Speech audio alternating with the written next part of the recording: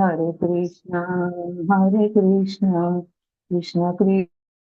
કૃષ્ણ હરે હરે હરે રામ રામ રામ હરે હરે. હરે કૃષ્ણ પ્રભુજી, દંડવત પ્રણામ. હરે કૃષ્ણ, દંડવત પ્રણામ સર્વને. હરે કૃષ્ણ પ્રભુજી, દંડવત પ્રણામ. હરે કૃષ્ણ, દંડવત પ્રણામ.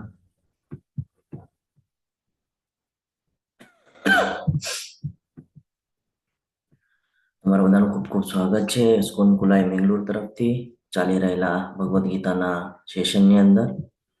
મંગલાચરણની સાથે આજના અધ્યાયની શરૂઆત કરીશું.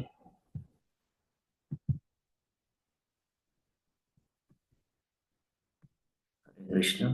સ્લાઇડ વિઝિબલ છે?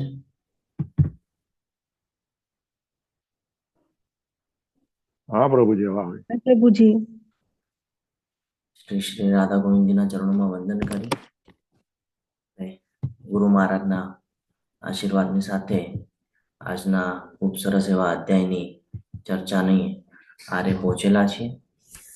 ઓમ અજ્ઞાનતિમિરાન્ધસ્ય જ્ઞાનાંજનશલાકયા ચક્ષુરુન્મિલિतं येन તસ્मै શ્રી ગુરુવે નમઃ. શ્રી ચૈતન્ય મનોભીષ્ટં સ્થાપિतं येन ભૂતલે સ્વયં રૂપ કદા મह्यं દદાતિ સ્વપદાન્તિકम्. વંદેહમ શ્રીગુરુ શ્રીયુતપદકમલમ શ્રીગુરુन् વૈષ્ણવાંશ્ચ શ્રીરૂપં સાગ્રજાतं સગણ રઘુનાથાન્વિतं तं સજીવં સાદ્વૈतं સાવધૂतं પરિજન સહિतं શ્રીકૃષ્ણ ચૈતન્ય દેવમ શ્રી રાધાન કૃષ્ણ પાદાન સગણ લલિતા શ્રી વિશાખાન્વિતંશ્ચ. હે કૃષ્ણ કરુણા સિંધુ દીનબંધુ જગતપતે ગોપેશ ગોપિકા કાંત રાધાકાંત નમોસ્તુતે. તપ્ત કાંચન ગૌરાંગી શ્રી રાધે વૃંદાવનેશ્વરી વૃષભાનુસુતે દેવી પ્રણમામિ હરિપ્રિયે. વાંછાકલ્પતરુભ્યશ્ચ કૃપા સિંધુભ્ય એવ ચ પતિતાનાં પાવનેભ્યો વૈષ્ણવેભ્યો નમો નમઃ. નમો ઓમ વિષ્ણુપાદાય કૃષ્ણપૃષ્ઠાય ભૂતલે શ્રીમતે ભક્તિવેદાંત સ્વામિન ઇતિ નામિને. નમસ્તે સારસ્વતે દેવે ગૌરવાણી પ્રચારિણે નિર્વિશેષ શૂન્યવાદી પાશ્ચાત્ય દેશ તારિણે. જય શ્રી કૃષ્ણ ચૈતન્ય પ્રભુ નિત્યાનંદ શ્રી અદ્વૈત ગદાધર શ્રીવાસાદિ ગૌર ભક્ત વૃંદ. હરે કૃષ્ણ કૃષ્ણ કૃષ્ણ હરે હરે હરે રામ રામ રામ હરે હરે. હરે કૃષ્ણ સર્વને. હરે કૃષ્ણ. ગઈકાલના અધ્યાયમાં આપણે જે જ્ઞાન અર્જિત કરેલું છે એની આપણે થોડી ચર્ચા કરી લઈએ. કોણ કહેશે? હરે કૃષ્ણ. ગઈકાલના અધ્યાયમાં આપણે શું શું શીખ્યા, શું શું જાણવા મળ્યું આપણને? હરે કૃષ્ણ. નથી યાદ કોઈને? ગઈકાલના અધ્યાયમાં આપણે જ્ઞાન પ્રાપ્ત કર્યું કે અલગ અલગ યોગ પદ્ધતિ છે. બધાનું એન્ડ પોઈન્ટ શું છે? તો કે ભાઈ ભગવત પ્રાપ્તિ છે ને. આ સંપૂર્ણ જે જગત છે, આ જે દુઃખાલયમ તરીકે આપણે ઓળખીએ છીએ, જ્યાં આપણે બધા આવી ગયા છે, અત્યારે વાસ કરી રહ્યા છે, અહીંયાથી ક્યાં જવાનું છે? તો કે ભગવત ધામ જવાનું છે ને.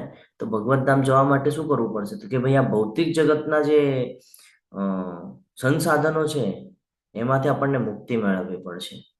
એમાં જે આપણી આસક્તિ થઈ ગઈ છે, આ આસક્તિથી આપણને અનાસક્ત થવું પડશે અને ભગવાન સાથે જોડાણ કરવું પડશે. આપણી જે ઇન્દ્રિયો છે, આ બધી ઇન્દ્રિયો ભૌતિક જગતના જે કાંઈ પણ સંસાધનો છે એની સાથે એવી રીતે ગાઢ રીતે સંકળાયેલી છે કે એને મૂકવા માંગતું નથી. આપણને એમ લાગે છે કે ભાઈ અહીંયા બધું આપણી માટે જ છે અને ભોગ ભોગવવા માટે આપણે આવ્યા છે, તો લાવ એન્જોય કરી લઈએ.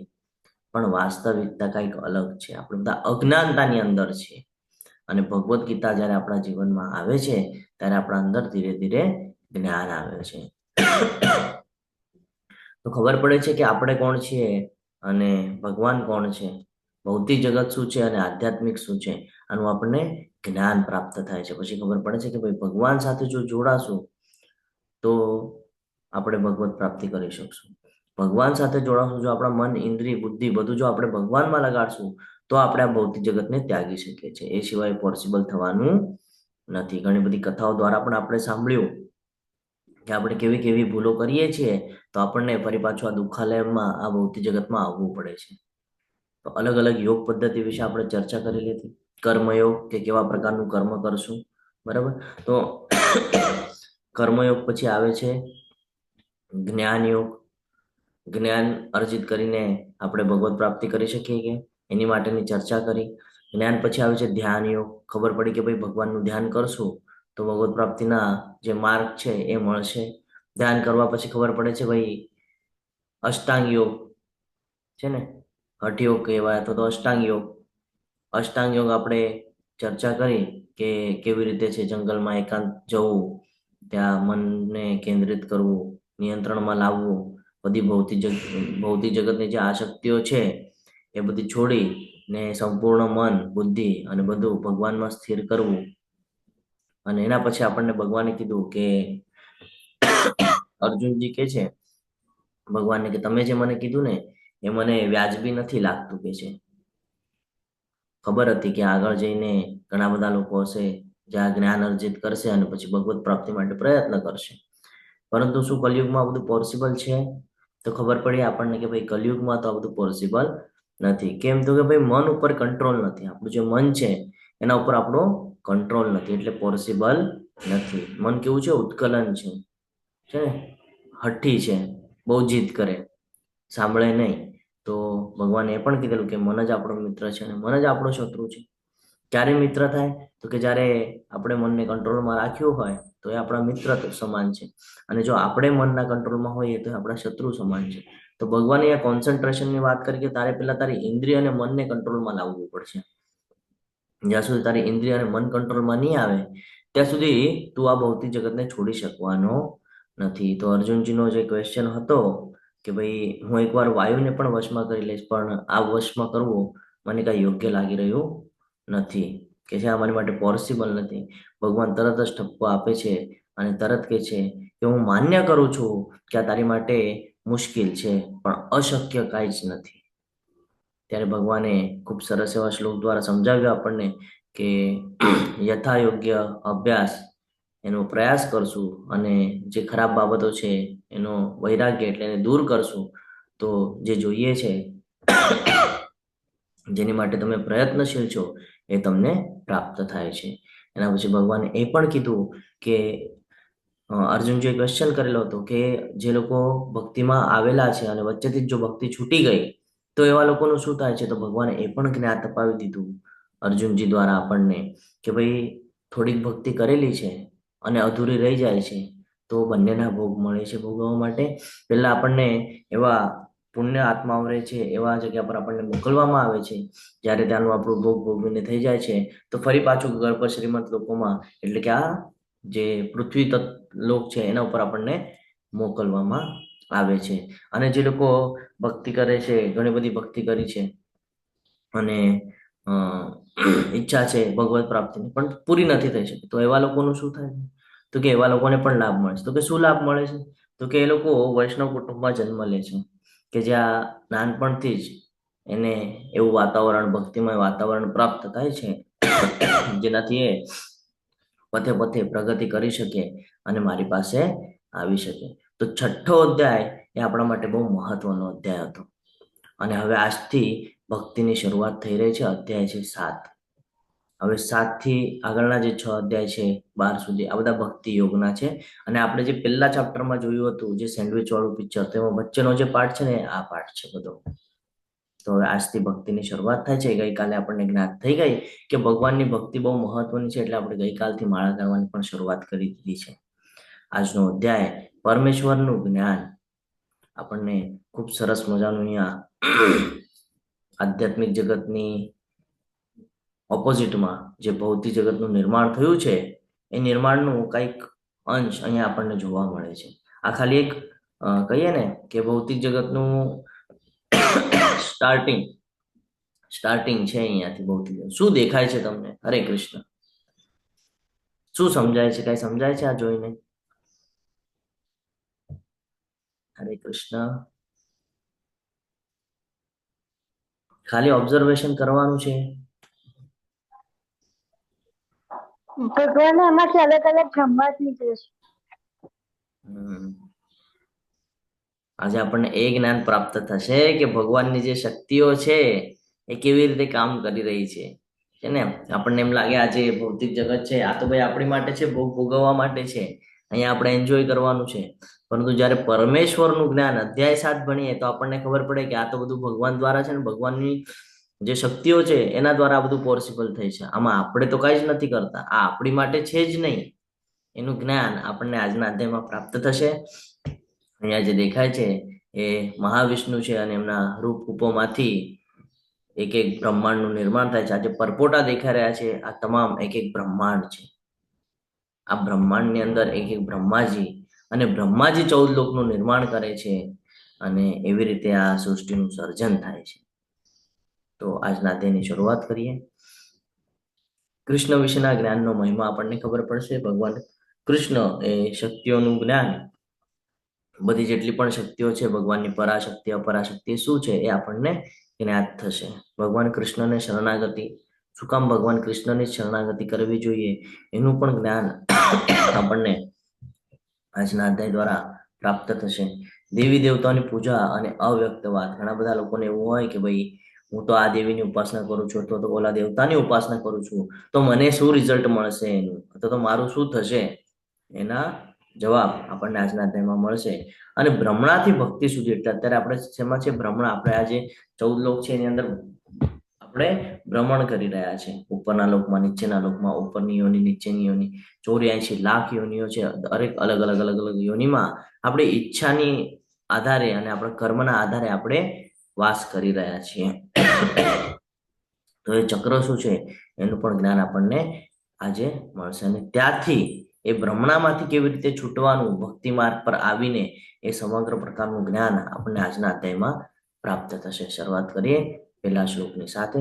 શ્રી ભગવાન વાચ મય્યાસક્ત મના પાર્થ યોગયુજ્જન્મદાશ્રયઃ અસંશયં સમગ્રમ મામ યથા જ્ઞાસ્યસી તચ્છૃણુ.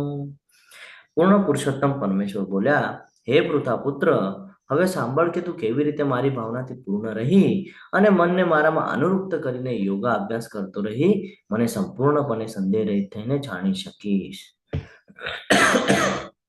શું કહે છે ભગવાન અહીંયા? કે કેવી રીતે મારી ભાવનાથી પૂર્ણ રહી અને મનને મારામાં અનુરૂપ્ત કરીને, એટલું કરીને પણ શું છે આગળ તો યોગા અભ્યાસ કરવો પડશે, પ્રયાસ કરવો પડશે. આપણને જ્ઞાન તો પ્રાપ્ત થઈ જાય છે. ભગવદ્ ગીતાના લેવલ 1 ના ક્લાસ કર્યા અને આપણને જ્ઞાન પ્રાપ્ત થઈ ગયું, બરાબર ને? પણ શું એટલું જ્ઞાન પ્રાપ્ત થઈ ગયું તો ભગવત પ્રાપ્તિ થઈ જશે કે નહીં?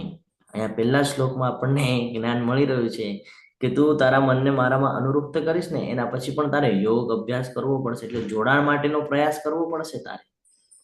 જ્યારે તું એવી રીતે મારી સાથે જોડાવાનો પ્રયાસ કરીશ ને ત્યારે તું મને સમજી શકીશ, એ વગર તું મને સમજી શકવાનો નથી.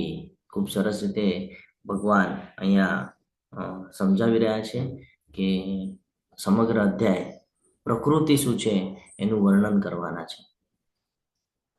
ભગવાનની જે શક્તિ છે, પરાશક્તિ શું છે, અપરાશક્તિ શું છે, આપણે કોણ છે, કેવી રીતે અહીંયા આવ્યા છે, આ તમામ પ્રકારનું જ્ઞાન આપણને આજના અધ્યાયમાં પ્રાપ્ત થશે. જ્ઞાન કેવી રીતે પ્રાપ્ત થાય? તો કે ગુરુ શિષ્ય પરંપરામાં હોય ને તો જ જ્ઞાન પ્રાપ્ત થાય. એટલા માટે Bhagavad Gita as it is બહુ મહત્વની છે. ભગવાન કહે છે, હવે હું તને પૂર્ણ રૂપે ઇન્દ્રિય ગમ્ય તથા દિવ્ય એમ બંને જ્ઞાન વિશે કહીશ. આ જાણ્યા પછી તારે જાણવા યોગ્ય કશું જ બાકી રહેશે નહીં. શું કહે છે ભગવાન અહીંયા? સોરી, શું કહે છે? પૂર્ણપણે ઇન્દ્રિય ગમ્ય તથા દિવ્ય. ઇન્દ્રિય ગમ્ય એટલે શું? હરે કૃષ્ણ. મનને ગમે એવું. ઇન્દ્રિય ગમે એટલે આપણને જે દ્રષ્ટિમાન થાય છે ને, આપણને જે દેખાય છે ને, એ ભૌતિક જગત. અને દિવ્ય એટલે તો કે જે દેખાતું નથી. ભગવાનની શક્તિ છે પણ દેખાતી નથી. કઈ? તો કે ભાઈ આત્મા. આત્મા કેવી છે? દિવ્ય છે. શું કામ? તો કે નૈનમ છિન્નંતિ શસ્ત્રાણી નૈનમ દહતિ પાવકન ચૈનમ ક્લેદયંતિ આપનો શોષ્યતિ મારુત. કે જે પંચતત્વ છે, આ પંચતત્વોને એના પર કોઈ અસર થવાનો નથી. એટલે કેવી છે? તો કે દિવ્ય છે. તો કે ઇન્દ્રિય ગમ્ય એટલે જે આપણા ઇન્દ્રિયોને દેખાય છે એ, જે આપણે ફીલ કરી શકીએ છીએ એ, અને દિવ્ય એટલે જે આત્મા છે એ બંને જ્ઞાન વિશે કહીશ. આ જાણ્યા પછી તારે જાણવા યોગ્ય કશું જ બાકી રહેશે નહીં. એકવાર આપણને ખબર પડી જાય કે આપણા શરીરના અંદર આત્મા છે, એ શું કામ છે, કોના દ્વારા છે, અને આ પંચતત્વનું જે શરીર છે એ શું કામ છે, કોના દ્વારા છે, આનું જો જ્ઞાન પ્રાપ્ત થઈ જાય તો આપણને ખબર પડે કે ભૌતિક પ્રકૃતિ શું છે. અને એ જ્ઞાન પ્રાપ્ત કર્યા પછી આપણને કન્ફ્યુઝન વાળી સ્થિતિ રહે નહીં. શા માટે ઘણા બધા લોકો કૃષ્ણ ભાવનામૃત ધારણ કરી શકતા નથી? હરે કૃષ્ણ. ક્વેશ્ચન છે. કેમ એવું થાય કે આ જ્ઞાન અર્જિત કરી રહ્યા છે પણ તો પણ ભગવાનના શરણે જઈ શકતા નથી? માયાદેવનો પ્રભાવ હોય પ્રભુજી. હરે કૃષ્ણ. હરે કૃષ્ણ. હા, એક માયાદેવીનો પ્રભાવ હોય. સાચી વાત છે માતાજી. હજી કોણ કહેશે? એના આગલા જન્મના કર્મના કારણે. આગલા જન્મના કર્ણ પણ એના પર અસર કરે છે. હજી ગઈકાલના અધ્યાયમાં જ આપણે જોઈ ગયા. આપણે શું કરીએ છીએ? આપણા જીવનમાં હાર માની લઈએ છીએ, છે ને? પ્રયાસ જ કરતા નથી. બીજું તો કે યોગ્ય રસ્તો જ જોતા નથી. ફોર એક્ઝામ્પલ, આપણને કઈ અચીવ કરવું હોય, મારે સમજો નાસિકથી ગુજરાત આવવું હોય તો મારે શું શું ચેક કરવું પડે? ભાઈ ટ્રેનની અવેલેબિલિટી છે કે નહીં, બરાબર? ત્યાં જવા માટે લાગવાનો સમય, પછી ટિકિટ રિઝર્વેશન, બરાબર? પછી ક્યાં રોકાવાનું છે, મારે આ બધું પહેલા તૈયારી કરવી પડે. એવી જ રીતે આપણે શું કરીએ છીએ? જ્યારે ભગવત ભક્તિમાં આગળ વધવું હોય તો આપણે શું કરીએ છીએ? અલગ અલગ શાસ્ત્રોનું આપણે જ્ઞાન અર્જિત કરીએ છીએ, બરાબર? હવે ફોર એક્ઝામ્પલ, હું શિવપુરાણ વાંચું તો શિવપુરાણમાં શિવપુરાણના અનુસાર લખેલું હશે, બરાબર? ગરુડ પુરાણ વાંચું તો એમાં એના અનુસાર લખેલું છે. વિષ્ણુ પુરાણ વાંચું તો, પદ્મ પુરાણ વાંચું તો, ભાગવતમ વાંચું તો એમાં એના અકોર્ડિંગ લખેલું છે. પણ જ્યારે બધાને વાંચીને અંતિમ ધ્યેય ઉપર જ્યારે આપણે પહોંચીએ છીએ તો ભગવાનની ભક્તિ કરતા આપણને આ તમામ બાબતો દેખાય છે. જેટલા પણ દેવી દેવતાઓ છે ને, આ બધા કોની શરણમાં છે? આ બધા ભગવાનની શરણમાં છે, ભગવાન શ્રી કૃષ્ણની શરણમાં છે. અને ભગવાનને સમજવું એટલું સહેલું નથી. દેવી દેવતાઓ પણ તરસી રહ્યા છે, તો આપણે એ પ્રમાણેનો પ્રયાસ કરતા નથી. જેમ અલગ અલગ શાસ્ત્રો વાંચીને આપણે ગડબડી જઈએ છીએ ને, એવી જ રીતે આપણે અલગ અલગ દેવી દેવતાઓની ઉપાસના કરીને ગડબડી જઈએ છીએ. જ્યારે મારે ભગવાન કૃષ્ણ વિશે જાણવું હોય તો મારે એમના રિલેટેડ જ બધું જ્ઞાન અર્જિત કરવું પડશે, તો હું એમને સમજી શકીશ. ફોર એક્ઝામ્પલ, મને કોઈ વ્યક્તિના આચરણ વિશે, કોઈ વ્યક્તિ વિશે મારે જાણવું હોય તો હું એક દિવસમાં જાણી શકીશ કે નહીં? મારે એની સાથે સમય વ્યતીત કરવો પડશે, છે ને? 6 મહિના, વર્ષ, તો હું એને પરફેક્ટલી જાણી લઈશ કે હા, આ વ્યક્તિ કેવી છે. સેમ એ જ આપણને લાગુ પડે છે કે જ્યારે આપણે ભગવાનને જાણવાનો પ્રયત્ન કરીએ છીએ, ભગવાનની શક્તિઓને સમજવાનો પ્રયત્ન કરીએ છીએ, તો આપણે કોન્સન્ટ્રેટ રહેવું જોઈએ એના પ્રતિ. થાય છે એવું કે આપણે 18 દિવસ ક્લાસ કરીએ છીએ અને પછી એમ લાગે છે આપણને વધુ જ્ઞાન અર્જિત થઈ ગયું, તો પણ ભગવત પ્રાપ્તિ કેમ નથી થતી? એટલા માટે, કારણ કે આપણે કોન્સ્ટન્ટલી એને જ્ઞાન અર્જિત નથી કરતા અને એ માર્ગ ઉપર નથી ચાલતા. એટલે આપણને એમાં સફળતા પ્રાપ્ત નથી થતી. સફળતા પ્રાપ્ત કરવી હોય તો ભગવાને કીધું છે યથા યોગ્ય અભ્યાસ જરૂરી છે. સતત અભ્યાસ કરવો પડશે, સતત. એવું નથી કે આજે આવડી ગયું છે તો હવે મારે જરૂરત નથી. નહીં, સતત. અંતિમ સમય ક્યારે આવવાનો છે આપણને ખબર છે? નથી ખબર. તો અંતિમ સમયમાં ભગવાનનું સ્મરણ જ ન થયું અને ભૌતિક જગતનું સ્મરણ થઈ ગયું તો કે ભાઈ ઓલી હરણવાળી કથા હતી ને, એવું થઈ જશે. તો આ બહુ મહત્વની વાત છે. આપણને દરેક પચે નહીં. આપણને એવું લાગે કે શું પ્રભુજી તમે આ બધી વાત કરો છો સવારમાં, પણ આ જ રિયાલિટી છે કે જો અંતિમ સમયમાં ભગવાનનું સ્મરણ નહીં થયું તો ભગવાનનું સ્મરણ જો થવું હોય કે અંતિમ સમયમાં ભગવાનનું સ્મરણ થઈ જાય, ભગવાન યાદ આવી જાય, તો એની માટે સતત ભગવાનને યાદ રાખવા પડશે. કેવી રીતે યાદ રહે? ડેલી રૂટીનમાં જો હોય તો યાદ રહે. તો અહીંયા કીધું છે એટલા માટે જ કૃષ્ણ ભાવનામૃત કોઈ ધારણ કરી શકતું નથી, કારણ કે બધા પ્રયાસ નથી કરતા, અમુક જ લોકો છે જે આને સમજી શકે છે. આગળના શ્લોક દ્વારા આપણે સમજીએ. મનુષ્યાનામ સહસ્રેષુ કશ્ચિદત્તતિ સિદ્ધયે યતતા અપી સિદ્ધાનામ કશ્ચિન મા વેતિ તત્વતઃ. હજારો મનુષ્યમાંથી કોઈ એક સિદ્ધિ પામવા પ્રયત્ન કરે છે. આ પ્રમાણે સિદ્ધિ પ્રાપ્ત કરનારામાંથી ભાગ્યે જ કોઈ એક મને વાસ્તવમાં જાણે છે. કુરુક્ષેત્રના યુદ્ધ મેદાન ઉપર દાદા ભીષ્મકને પણ ખબર હતી ભગવાન કૃષ્ણ કોણ છે. આચાર્ય દ્રોણાચાર્યને પણ ખબર હતી કે ભગવાન કોણ છે, પરંતુ કોને દર્શન મળ્યા? કોણે ભગવાનના બધા સ્વરૂપના દર્શન કર્યા? હરે કૃષ્ણ. અર્જુને અર્જુનજીએ. શું કામ? અર્જુનજી ભગવાનના પરમ મિત્ર, સખા અને પરમ મિત્ર સખા હતા. હરે કૃષ્ણ પ્રભુજી. હરે કૃષ્ણ. અર્જુન ભગવાનને શરણાગત થયા હતા. હા, બીજો અધ્યાય જો આપણે યાદ કરીએ તો એમાં ભગવાનને જે શરણાગતિનો શ્લોક છે, કાર્પણ્ય દોષો, ભગવાનના શરણમાં હતા એટલે એ ભગવાનને પ્રિય હતા. સમજો, ભગવાનને પ્રિય ક્યારે છે? એના શરણમાં છે ને, એટલે એને બધું મળ્યું. આપણે શરણ જ સ્વીકારતા નથી એટલે આપણને પ્રાપ્ત થતું નથી. એટલે અહીંયા કીધું છે કે હજારો મનુષ્યમાંથી કોઈ એક સિદ્ધિ પામવા પ્રયત્ન કરે. સિદ્ધિ પ્રાપ્ત કરવી એટલે શું? દુઃખાલયમાંથી નીકળવું છે ને, અથવા તો ભગવાનની અપાર એવી ભક્તિ પ્રાપ્ત કરવી, ભગવાનની સેવામાં લાગી જવું, આને કહેવાય છે સિદ્ધિ પ્રાપ્ત કરવી. તો એની માટે બધા પ્રયત્ન કરશે? તો કે ના, વાસ્તવિકતા છે. શું કરીએ છીએ આપણે? 1 કલાક ભગવાનની ભક્તિમાં લાગેલા રહીએ છીએ, જ્ઞાન અર્જિત કરીએ છીએ, અને ક્લાસ પૂરા થાય એટલે પાછા ભૌતિક જગતમાં મિક્સઅપ. પછી આપણને એવું થાય કે પ્રભુ તમે તો કહો છો કે માળા કરવાથી બધા એક આપણને જ્ઞાન અર્જિત થાય અને આપણા દુઃખોનો નાશ થાય છે, શાંતિની અનુભૂતિ થાય છે. ભગવદ્ ગીતા અનુસાર તમે અમને સમજાવતા હતા, પણ એની પાછળ જોવું પડશે કે આપણે કેટલું સિરિયસ થઈ અને ભગવાનનું સ્મરણ કરીએ છીએ. તો જે છે જે સિદ્ધિ પામવા પ્રયત્ન કરે છે એને જ વાસ્તવમાં આ બધું જ્ઞાન પ્રાપ્ત થાય છે. ને તો બાકીના બધા તો ઘણા બધા લોકો છે. પહેલા દિવસે લગભગ 90 થી 95 લોકો અહીંયા જોડાણા હતા. આજે 7મો અધ્યાય આવ્યો અને 30-40 લોકો છે. આ શ્લોક એક્ઝેક્ટ બેસે છે એના પર કે હજારો મનુષ્યમાંથી કોઈ એક સિદ્ધિ પામવા પ્રયત્ન કરે છે, એમાંથી પણ કોઈ એક જ ભગવાનને સમજી શકે છે, કે કોઈ એક જ એવું વ્યક્તિ બને છે જે ભગવાનના આ માર્ગ ઉપર ચાલી શકે છે. બાકી ભૌતિક જગતમાં આપણે એટલા બધા સંકળાયેલા છીએ, આપણી મન, ઇન્દ્રિય, બુદ્ધિ એટલી બધી આ ભૌતિક જગતમાં મિક્સઅપ થયેલી છે કે આપણે એક્સેપ્ટ કરી શકતા નથી. હવે આજનો અધ્યાય આપણે જ્યારે સમજશું ને તો આપણને જ્ઞાન થશે કે ભગવાનની શક્તિ કેવી રીતે કામ કરે છે. તો પણ આપણે શું કરશું? તો પણ ભૌતિક જગતમાં મિક્સઅપ રહીશું આજનું જ્ઞાન પ્રાપ્ત કર્યા પછી પણ. 8 તત્વના નામ ખબર છે કોઈને? 8 તત્વ, 5 તત્વ તો ખબર હશે.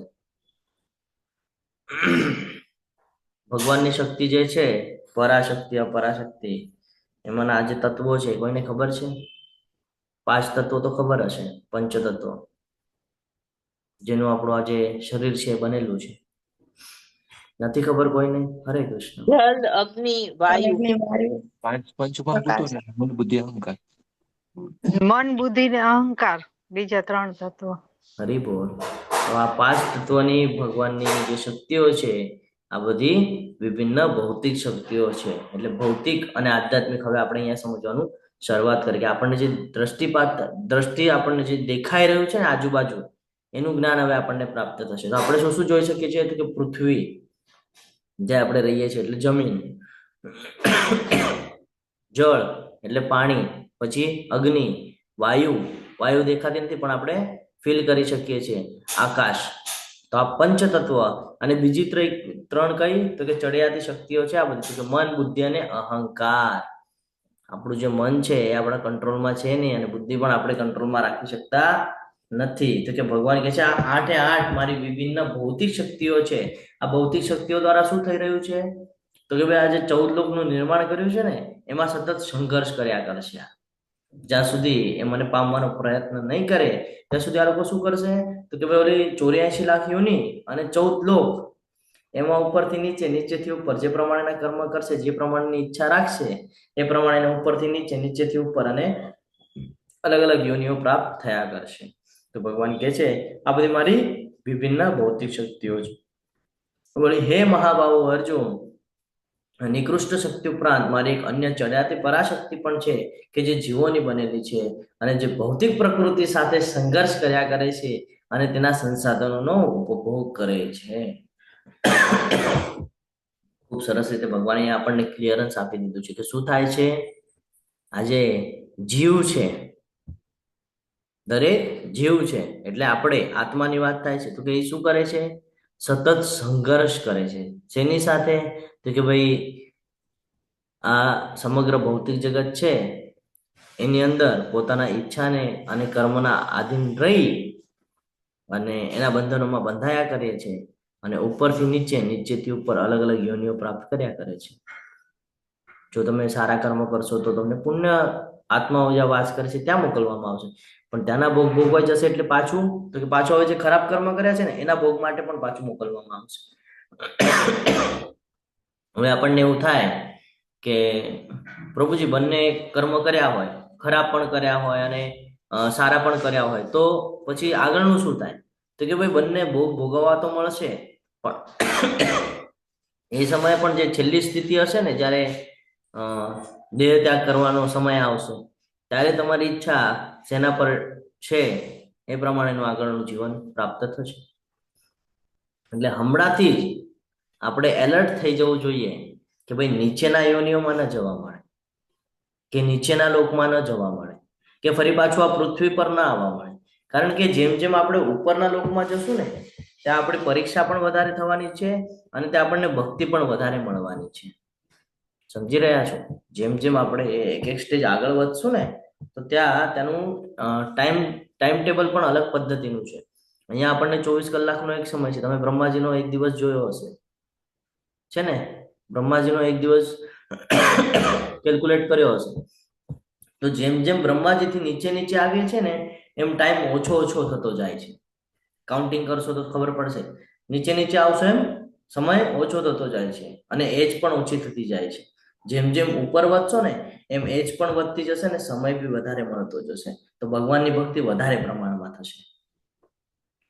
એટલા માટે પથે પથે પ્રગતિ કરવાની છે, ઉપર જવાનું છે. કેવી રીતે? તો કે ભાઈ આ માયાદેવી છે ને, માયાદેવી તો ત્યાં બી કામ કરે છે. માયાદેવી છે એ આ 14 લોક ઉપર કામ કરે છે.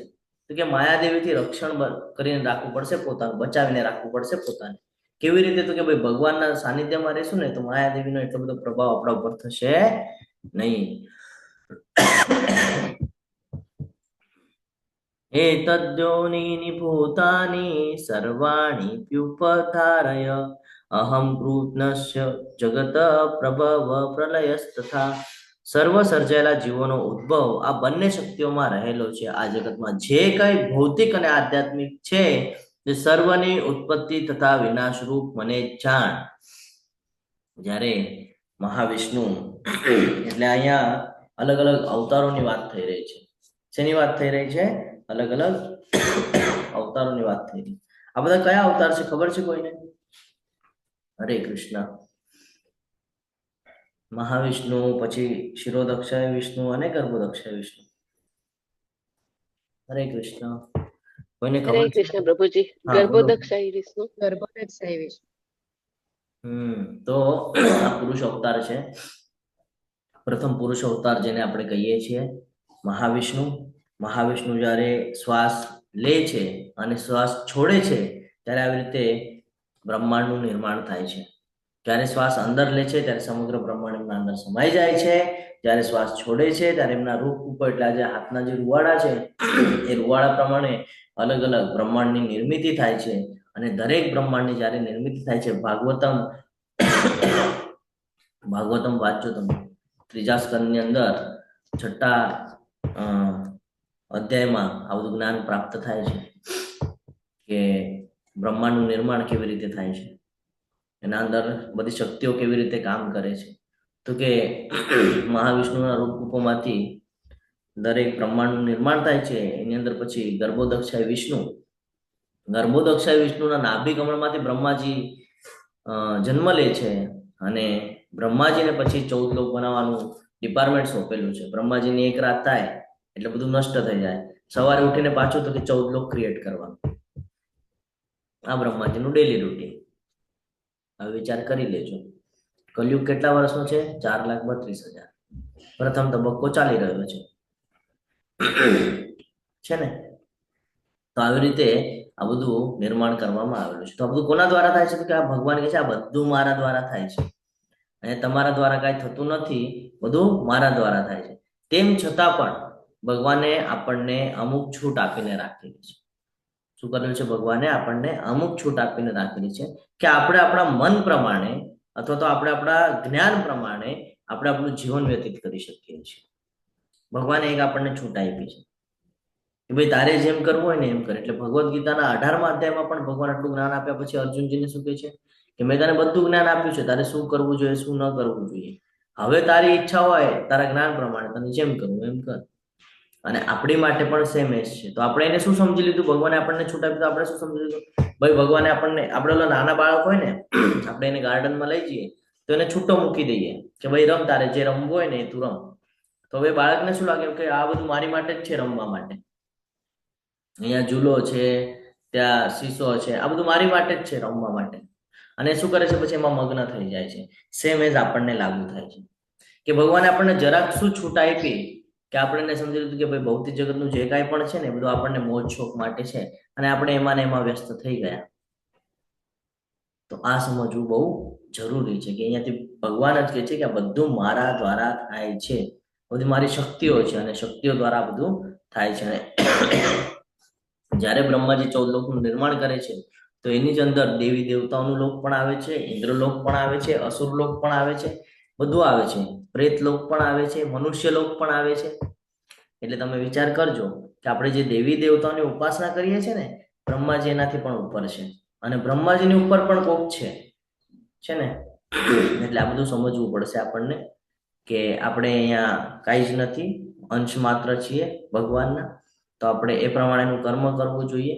આપણે બધા ઓલા ગાર્ડનમાં ફરતા હોય એવી રીતે આપણે બધા વ્યસ્ત થઈ ગયા છે આપણા જીવનની અંદર, પણ રિયાલિટી શું છે એ આપણે યાદ કરતા નથી. આગળ વધીએ. ખૂબ સરસ રીતે અહીંયા સમજાય છે કે ભગવાન કોણ છે, પૂર્ણ પુરુષોત્તમ કોણ છે. તો ભગવાન અહીંયા યાદ અપાવે છે. શું કે છે ભગવાન? મત્ત પરતરમ નાન્યત કિંચિત દસ્તિ ધનંજય મયી સર્વમિદમ પ્રોત્રમ સૂત્રે મણિગણૈ. કે હે ધનંજય, મારાથી શ્રેષ્ઠ એવું કોઈ તત્વ નથી. શું કે છે? હું જ બધું છું, મારાથી શ્રેષ્ઠ એવું કોઈ જ નથી. જેવી રીતે મોતી દોરામાં ગૂંથેલાયેલા રહે છે તેવી રીતે સર્વ કાય મારા આધારે રહેલું છે. આપણને એવું થાય કે ભાઈ પૃથ્વી, ગ્રહ, નક્ષત્ર આ બધાનું નિર્માણ થયું છે તો આ બધા ક્યાં છે? તો કે ભાઈ એક જગ્યા ઉપર છે, એક એવી જગ્યા છે જ્યાં બધું મૂકવામાં આવેલું છે. તો કે ભાઈ મૂકવામાં છે તો આપણે જ્યારે પૃથ્વીમાંથી બહાર જઈએ, વિમાનમાંથી અથવા તો રોકેટમાં બેસીને આપણે જ્યારે બહાર જઈએ તો આપણને દેખાય ભાઈ પૃથ્વીની જગ્યા ઉપર છે, એના ધરી ઉપર ગોળ ગોળ ગોળ ફરે છે, એની આજુબાજુ બધા ગ્રહ નક્ષત્રો ફરી રહ્યા છે ને. આપણને આપણું જ્ઞાત થાય તો ભાઈ આને પણ કોકે તો હેન્ડલ તો કરી રાખ્યું છે ને. આ હવામાં તરી રહ્યા છે તો એમને થોડી તરી રહ્યા છે. આટલી વજનદાર પૃથ્વી, બરોબર? પૃથ્વી કેટલી બધી વજનદાર છે કારણ કે એની અંદર 70% પાણી છે અને 29% જમીન, એના ઉપર રહેલા બધા માનવીઓ, એના ઉપર બધું આ તૈયાર કરેલું સ્ટ્રક્ચર કેટલું બધું વજનદાર છે. તો બી હવામાં કેવી રીતે રહે છે? ઓકે, તો એના શક્તિ દ્વારા બધું સંભાળીને રાખ્યું છે ને. તો ભગવાન કહે છે શક્તિ જ હું છું, મને એકવાર જાણી લીધું ને તો મારાથી શ્રેષ્ઠ એવું કાંઈ જ નથી, ભગવાન કહે છે. હવે તો ઓલા નાસાવાળાને એ લોકો પણ એક્સેપ્ટ કરે છે કે જ્યારે બ્રહ્માંડની અંદર ઉપર જઈએ છે તો મહાવિષ્ણુ જેવું કંઈક દ્રશ્યમાન થાય છે એ લોકોને. એવી રીતે લોકો એક્સેપ્ટ કર્યું છે હવે કે ભાઈ મહાવિષ્ણુ સૂતા હોય ને એવી રીતે કંઈક દેખાય છે. ને આપણું ભગવદ્ ગીતા તો ક્યારનું આપણને કહી દીધું છે કે આ બધું મારા દ્વારા છે. તો કે કેવી રીતે સમાવેશ રાખ્યું છે, આપણું કેવી રીતે સંભાળી રાખ્યું છે? તો આપણે આ ગળામાં કંઠી માળા ધારણ કરેલી હોય, બરાબર? તો કંઠીમાળાની અંદર આપણને અત્યારે શું દેખાય તો કે ભાઈ તુલસીજીની આ જે માળા છે ને એ દેખાય, પણ એ માળા શેના બેઝ પર ટકીને રહી છે તો કે ભાઈ અંદર છે ને એક દોરો છે, આ દોરો હોય તો જે માળા ટકીને રહે, અને દોરો કાઢી લઉં તો બધું વેરવિખેર થઈ જાય. સેમ એસ અહીંયા છે. ભગવાન કે છે કે જેવી રીતે એક મોતીની માળા હોય એની અંદર જેમ દોરો પરોવેલો હોય જે દેખાતો નથી પણ બહુ મહત્વનો છે, એ હશે તો જ બધું ટકીને રહેશે, તો જે માળા સુંદર દેખાશે. જો એ અંદર દોરો નહીં હોય તો કે ભાઈ એ બધા મોતીઓ વેરવિખેર થઈ જશે. તો ભગવાન એ જ અહીંયા સમજાવે છે કે તમને જે કાંઈ પણ દ્રશ્યમાન થઈ રહ્યું છે આ બધું મારા દ્વારા છે. એકવાર મને જાણી લીધું ને તો પછી બીજું કશું જાણવાની જરૂરત પડતી નથી. કેવી રીતે કર્યું છે તો કે છે હે ધનંજય, મારાથી શ્રેષ્ઠ એવું કોઈ તત્વ નથી. જેવી રીતે મોતીને દોરોમાં ગૂંથલાયેલા રહે છે તેવી જ રીતે સર્વકાય મારા આધારે રહેલું છે.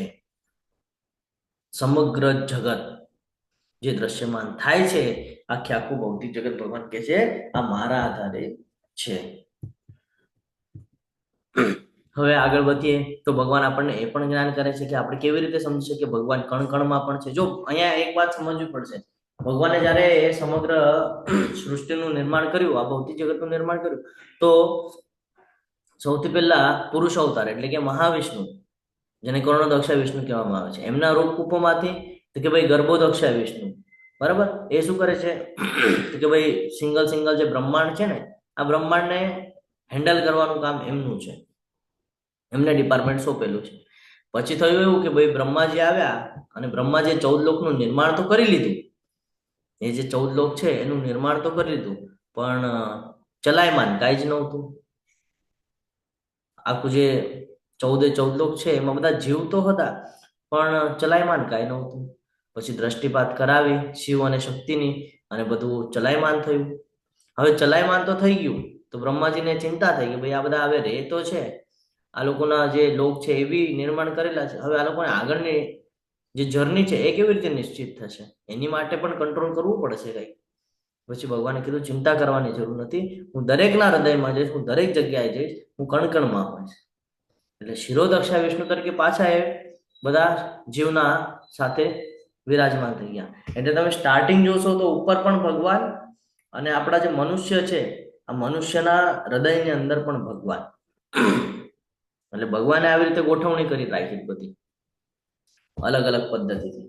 એટલે ભગવાન કણ કણમાં છે એ આપણે આવી રીતે સમજી શકીએ છીએ. હવે ભગવાન એ પણ આપણને કહે છે કે આપણે ડેલી રૂટીનમાં કેવી રીતે ભગવાનને યાદ કરી શકીએ, કારણ કે ભગવાન જો યાદ નહીં હોય તો આપણે ભગવાનને સમજી શકશું નહીં, અથવા તો ભગવાનના સાનિધ્યમાં રહી શકશું નહીં. પરંતુ જે કાંઈ પણ યાદ દ્રષ્ટિપાત થાય છે આપણને, જે કાંઈ પણ દેખાય છે, ભગવાન કહે છે આ બધું મારા આધારે છે, જે તમને દેખાય છે બધી મારી એ શક્તિ છે.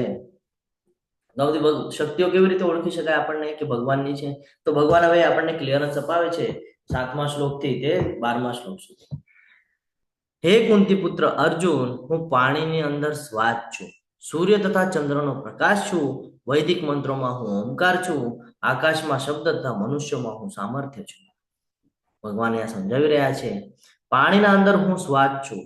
પાણીના અંદર જે શ્વાસ છે ભગવાન કે છે હું છું. કેવી રીતે ખબર પડે તો કે ભાઈ 3 પ્રકારના પાણી, આપણે 3 પ્રકારના ગ્લાસ લેવાના, એમાં 3 પ્રકારનું પાણી લેવાનું. એક આપણા નદીનું પાણી, એક સમુદ્રનું પાણી અને એક કુવાનું પાણી. ત્રણેયના ટેસ્ટ અલગ અલગ છે, ત્રણેયના ગુણધર્મ એક જ છે H2O, પણ ટેસ્ટ ત્રણેયના જુદા જુદા છે.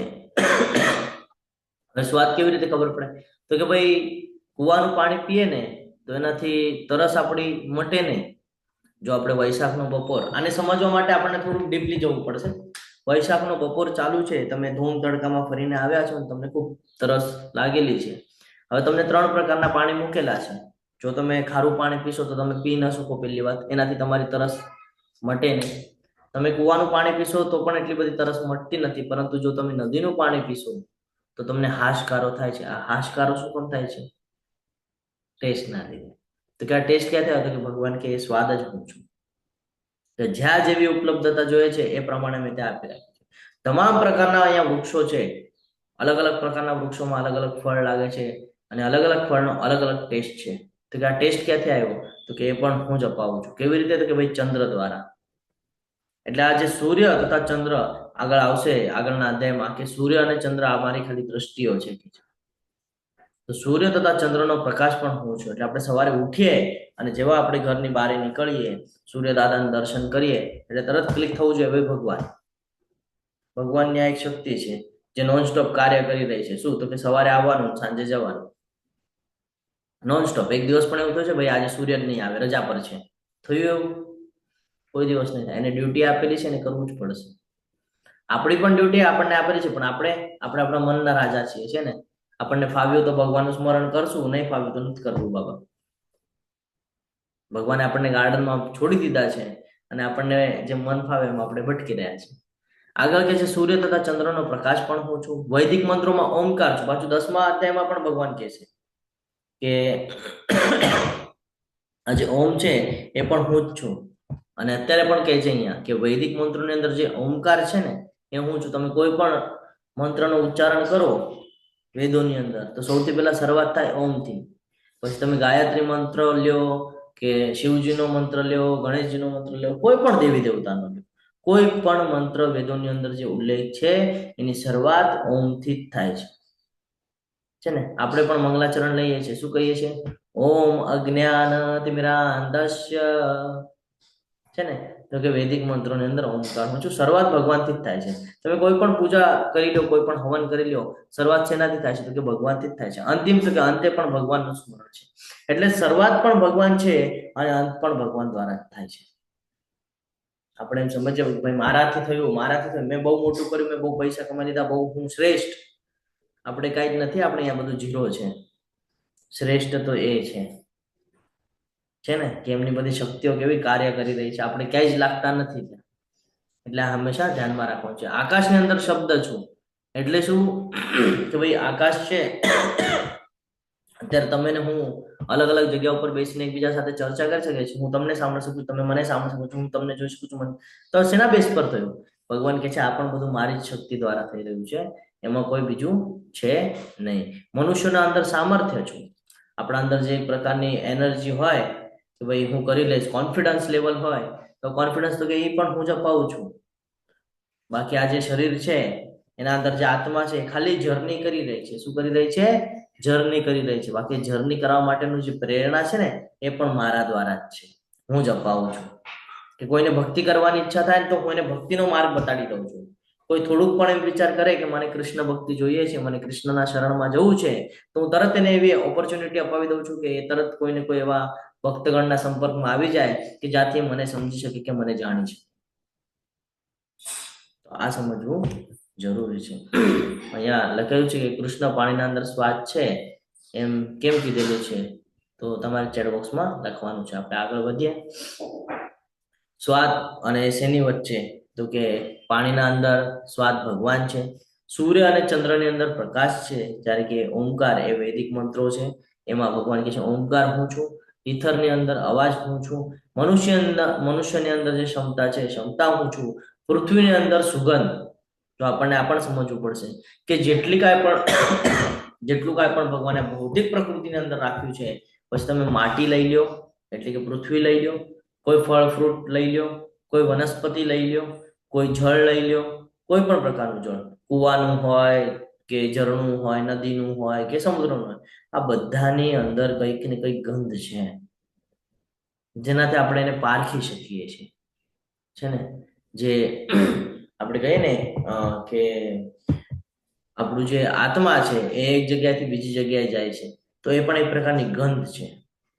કે જેમ સુગંધ એક જગ્યાએથી બીજી જગ્યાએ ટ્રાન્સફર થાય છે, એવી જ રીતે આત્મા પણ એક જગ્યાએથી બીજી જગ્યાએ ટ્રાન્સફર થાય છે. કે આ જે સુગંધ, આ જે ગંધ છે ને એ પણ મારા દ્વારા જ છે, હું જ છું. એ પણ અગ્નિ, આપણને જો કઈ બનાવવું હોય તો એની માટે આપણને અગ્નિની જરૂરત પડે. કઈ ખાવાની વસ્તુ બનાવવી હોય, પ્રસાદ બનાવવો હોય તો આપણને શું જોઈએ? ચૂલો જોઈએ. ચૂલો કેવી રીતે? કે ભાઈ અગ્નિ પ્રગટાવે. તો કે અગ્નિ ક્યાંથી આવી? અગ્નિ આપણે જે ભોજન પણ ગ્રહણ કરીએ, જે પ્રસાદી ગ્રહણ કરીએ તો એને પચાવવાનું કામ તો કે જઠરાગ્નિ કરે છે. તો કે એ પણ તો કે ભાઈ એ પણ હું જ છું, ભગવાન કહે છે. તો અગ્નિની અંદર જે ઉષ્ણતા છે, જે ગરમી છે, એ ગરમી પણ ભગવાન કહે છે હું જ છું, મારી જ શક્તિ છે. જે જીવન તમે બધા જીવી રહ્યા છો ને, જેટલા પણ જીવ છે, આ જે જીવન વ્યતીત કરી રહ્યા છે કે ભાઈ નાનપણથી લઈને તે મૃત્યુ સમય સુધીનું જે કાંઈ પણ એની જર્ની છે, તો કે આ જીવન પણ મારા લીધે જ છે જે તમે જીવી રહ્યા છો. હું ચાહું ને તો 2 મિનિટમાં તમે પૂરા થઈ શકો છો. પણ હું ચાહું ને તો તમે વર્ષો વર્ષો સુધી જીવન વ્યતીત કરી શકો છો. બધી તપસ્વીઓ, જેટલા પણ તપસ્વીઓ છે, અલગ અલગ પ્રકારના તપ કરીએ છીએ આપણે. વાણીનું તપ, મનનું તપ, શરીરનું તપ, ઘણા બધા તપ કરીએ છીએ આપણે. તો કે આ બધા તપ પણ તમે કરો છો ને, એ તપ કરવાની પાછળ પણ તપશ્ચર્યા તો મારી માટે જ કરી રહ્યા છો તમે. હા ભલે ઠીક છે, અત્યારે તમે ભૌતિક જ્ઞાન ધરાવો છો તો તમે એ પ્રમાણે કરો છો, પણ જ્યારે તમે ભક્તિ માર્ગ પર આવશો ને તો તમને ખબર પડશે તપનું મહત્વ શું છે. બધું જે અસ્તિત્વમાં છે એનો મૂળ બીજ પણ હું જ છું. એની શરૂઆત ક્યાંથી થઈ? તો કે ભાઈ મારાથી જ થઈ. તમે જ્યારે કોઈ પણ શાસ્ત્રનો જ્યારે એક ધ્યેય પોઈન્ટ હોય, એક અંતિમ પોઈન્ટ હોય, એ પોઈન્ટ ઉપર જ્યારે પહોંચશો ને તો તમને ખબર પડશે કે ભાઈ ઈશ્વર પરમ કૃષ્ણ સચ્ચિદાનંદ વિગ્રહ અનાદિરાદિર ગોવિંદમ સર્વ કારણ બ્રહ્મ સંહિતામાં છે આ. તો ખબર પડશે કે ભાઈ ભગવાન શ્રી કૃષ્ણ જ મૂળ છે અને એના દ્વારા જ આ બધું નિર્માણ થયું છે. મૂળ બીજ આપણા કોણ છે? તો કે ભગવાન જ છે. આપણે તો અહીંયા નિમિત્ત માત્ર છે. પછી કે બુદ્ધિશાળી, જે મનુષ્ય બુદ્ધિશાળી, બહુ ટેલેન્ટેડ છે ને, એની બુદ્ધિ પણ હું જ છું. મારા દ્વારા જેને યાદ આવે છે ને, મારા દ્વારા જેને ભૂલાવી પણ દઉં છું. એટલે જો આપણે જ્યારે જન્મ થાય છે તો પાછલા જન્મનું બધું ભૂલી જઈએ છીએ. કેમ એવું નથી થતું? ભાઈ બધું યાદ રહે? નથી થતું, ભગવાનના દ્વારા થાય છે ને, બધું ભૂલાવી દે છે. અને અમુક સમયે આપણને કોઈ કાર્ય એવું કરતા હોય અને અચાનક આપણે એવું કોઈ કાર્ય કરી બેસીએ છીએ જેના લીધે આપણને લાભ થાય, તો કે ભાઈ આ બુદ્ધિ કેવી રીતે ચાલી? તો કે ભાઈ આ બુદ્ધિ ચલાવવાની પાછળ પણ ભગવાનની શક્તિએ કામ કર્યું છે ને, આપણા દ્વારા અહીંયા કઈ થતું નથી. તો કે બધા શક્તિશાળી પુરુષોમાં પરાક્રમ હું છું. જે પરાક્રમ જે હોય તો કે આ બધા હું જ છું. મજબૂત, ઉત્કટ અને ઈચ્છાથી રહિત તાકાત પણ હું છું. અને ધાર્મિક સિદ્ધાંતોની વિરુદ્ધ નથી, એટલે કે જાતીય જીવન જે છે ને એ પણ હું જ છું. ભગવાન અહીંયા સમજાવી રહ્યા છે. એટલે આપણા દ્વારા તો કઈ જ નથી છે ને. ઘણા બધા લોકો ભગવાન કૃષ્ણને કેમ નથી જાણતા? શું લાગે છે તમને, કેમ નથી જાણી શકતા ભગવાનને? હરે કૃષ્ણ. આજનો અધ્યાય બહુ મહત્વનો છે. હરે કૃષ્ણ. હવે આટલું જ્ઞાન પ્રાપ્ત કર્યા પછી તો આપણને ક્લિક થવું જોઈએ કે ભાઈ ભગવાન કૃષ્ણ વિશે કેમ નથી જાણી શકતા? ભગવાનને પરમ પુરુષોત્તમ પરમેશ્વર શ્રી કૃષ્ણ તરીકે જાણી શકતા. આપણને સમજવું પડશે કે આપણે કયા માર્ગ ઉપર છીએ. આપણે બધા અજ્ઞાનતાના માર્ગ ઉપર છીએ છે ને. જ્ઞાનતાના માર્ગ ઉપર આપણે બધા નથી. આપણે જ્ઞાન તો અર્જિત કરીએ છીએ પણ એને જીવનમાં ઉતારતા નથી, એટલે આપણે ભગવાનને જાણી શકતા નથી. હવે ભગવાન આપણને અહીંયા સમજાવશે કે તમે બધા કેમ મને નથી સમજી શકતા. કેમ? કારણ કે આપણે અજ્ઞાનતામાં છે. અજ્ઞાનતા ક્યાંથી આવી? તો એ હવે અહીંયા ક્લિયર કરશે. તું જાણી લે કે સર્વ ભાવ, પછી તે સત્વગુણી હોય, રજોગુણી હોય કે તમોગુણી હોય, તે બધા જ મારી શક્તિ દ્વારા પ્રગટ થયેલા છે. એક રીતે હું સર્વગાય છું, સ્વતંત્ર છું. હું ભૌતિક પ્રકૃતિના ગુણોને આધીન નથી, બલકે તેઓ મારા આધીન છે. જેના બેઝ પર આપણે કામ કરી રહ્યા છે ને, માયાદેવી. તો કે આ માયાદેવી તમારા ઉપર કંટ્રોલ કરી શકે, મારા ઉપર નહીં, કારણ કે મારા દ્વારા એનું નિર્માણ થયું છે. એટલે વિચાર કરવાનો છે. અહીંયા એક એક્ઝામ્પલ દ્વારા આપણે સમજશું કે સ્કૂલ કોલેજની જો આપણે વાત કરીએ તો આપણા પેરેન્ટ્સની જો ટ્રસ્ટી સાથે સંબંધ હોય, કોન્ટેક્ટ હોય, તો શું એ સ્કૂલ કોલેજના ટીચર્સ, પ્રિન્સિપલ્સ એ લોકોને જ્યારે જ્ઞાત હોય કે ભાઈ આનું ટ્રસ્ટી સાથે ઉઠવા બેસવાનું છે, આના ફાધરનું, મધરનું ટ્રસ્ટી સાથે ઉઠવા બેસવાનું છે, તો શું એ આપણને ટાર્ગેટ કરે કોઈ દિવસે? આપણને તકલીફ આપે કોઈ દિવસે? શું લાગે છે તમને? હરે કૃષ્ણ. ના આપે છે ને, કારણ કે એને એની નોકરીની બીક હોય કે ભાઈ હું કાલ સવારે આને ટાર્ગેટ કરીશ અને આના માતા પિતાએ જો ટ્રસ્ટીને વાત કરી દીધી તો મારા નોકરીને ધોકો. સેમ એજ અહીંયા પણ લાગુ પડે છે કે જ્યારે તમે ભગવાનના શરણમાં હો ને ત્યારે માયાદેવી તમારા ઉપર એટલી બધી હાવી થઈ શકતી નથી. એને ખબર છે કે ભાઈ આ કોનો ભક્ત છે? ભગવાન કૃષ્ણનો ભક્ત છે, જેના દ્વારા મારું નિર્માણ થયું છે ને, આ એનો ભક્ત છે, તો હું એને એનું કઈ બગાડી નહીં શકું. આ સમજવું જરૂરી છે. એટલા માટે ભગવાનના શરણમાં હોવું એટલા માટે જરૂરી છે કે જ્યારે તમને આ સમગ્ર જે સૃષ્ટિ છે એની કોઈ તાકાત તમને કોઈ દિવસ હરાવી ના શકે જ્યારે તમે ભગવાનના સાનિધ્યમાં હો. એટલા માટે જ ભગવદ્ ગીતામાં કીધેલું છે કે જે જીવનમાં ભગવદ્ ગીતાને ઉતારી લે છે એ સંસારની અંદર કોઈ પણ સમયે, કોઈ પણ સિચ્યુએશનમાં પાર ઉતરી જાય છે. એની પાછળનું રીઝન જ આ છે કે જેની પાસે ભગવદ્ ગીતા છે એને ખબર છે ભગવાન કૃષ્ણ કોણ છે, એ હંમેશા એનો ભક્ત બનીને રહે છે, એટલે એને ચિંતા કરવાની જરૂર નથી, ભગવાન જ બધું કરી દે છે. જેવી રીતે મહાભારતની અંદર કુરુક્ષેત્રના મેદાનની અંદર ભગવાન કૃષ્ણ અર્જુનના સાઈડથી ઉભા હતા, 5 જ જણ હોવા પછી પણ જીતી ગયા, અને ઓલા લોકો કેટલી મોટી સંખ્યામાં હતા, 100 કૌરવો અને બાકી બધી સેનાઓ, તો પણ એ લોકોનો નાશ થઈ ગયો. વિચાર કરજો, શક્તિ અને ભક્તિ આ બંનેની વચ્ચે યુદ્ધ થયું. ધર્મ અધર્મનું તો યુદ્ધ થયું જ, પણ શક્તિ અને ભક્તિ પણ હતી છે ને. સામેવાળા પાસે શું હતું? શક્તિ હતી, ઘણા બધા લોકો તો મેજોરિટી હતી, પણ અહીંયા શું હતું તો કે કૃષ્ણ ભક્તિ હતી. તો ત્યારે પણ ભક્તિ જીતેલી છે, અને અત્યારે પણ આપણે ભક્તિમાં હોઈએ તો જીતી જઈએ છીએ ભૌતિક જગતની અંદર. એટલે આ સમજવું બહુ જરૂરી છે કે જીવનમાં ભક્તિ બહુ મહત્વનો પાર્ટ છે. ભલે તમને બીજું કાંઈ આવડે ના આવડે પછીની વાત છે, પણ જો તમારા જીવનમાં તમે ભક્તિને ઉતારી લીધી તો પછી તમારે જીવનમાં કશાથી ડરવાની જરૂરત નથી.